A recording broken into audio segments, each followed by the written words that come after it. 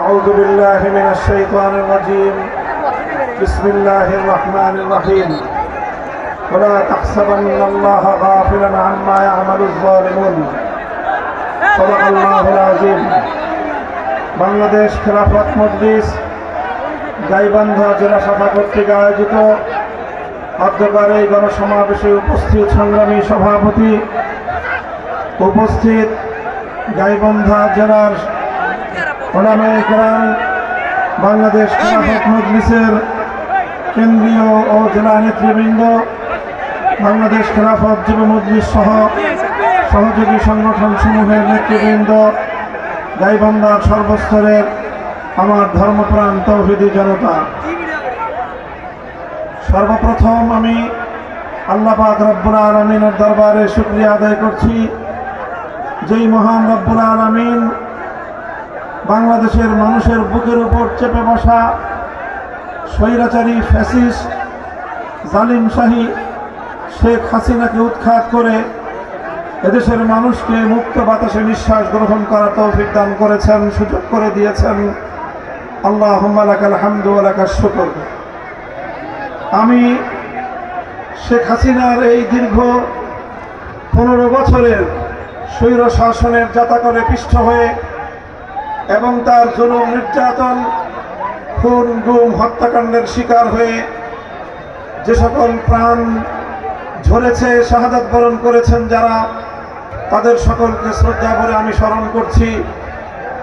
2009 সালের পিলখানা ট্র্যাজেডিতে শাহাদাত বরণকারী 57 জন দেশপ্রেমিক সেনা কর্মকর্তা, 2013 সালের 5ই মে শাপলা চত্বরে নবপ্রেমিক তৌহিদি জনতার উপর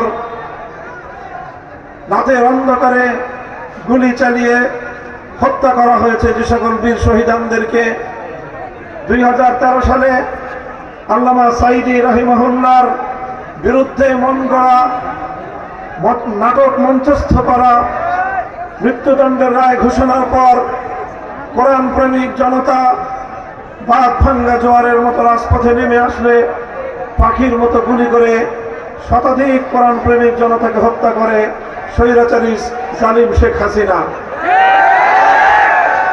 2021 সালে বাংলাদেশের স্বাধীনতার সুবর্ণ জয়ন্তী উদযাপনকালে ভারতের গুজরাটের কসাই খ্যাত নরেন্দ্র মোদীকে বাংলাদেশে এনে এদেশের মুসলমানদের হৃদয়ে আঘাত করার প্রেক্ষিতে হেফাজতে ইসলাম বাংলাদেশের প্রতিবাদী মিছিলে ব্রাহ্মণবাড়িয়া, হাটহাজারী সহ দেশের বিভিন্ন অঞ্চলে নির্বিচারে গুলি করে হত্যা করে 25-30 জন হেফাজতের নেতাকর্মীকে।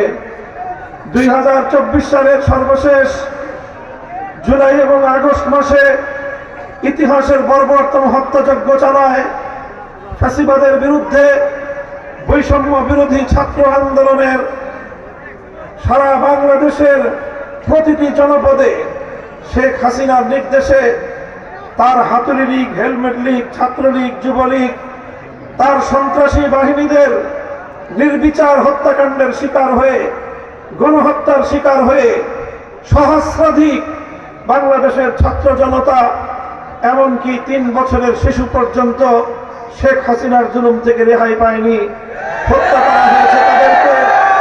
বাংলাদেশের মানুষের ট্যাক্সের পয়সা দিয়ে কেনা, দেশ এবং জনগণের নিরাপত্তার দায়িত্বে নিয়োজিত হেলিকপ্টারগুলোকে ব্যবহার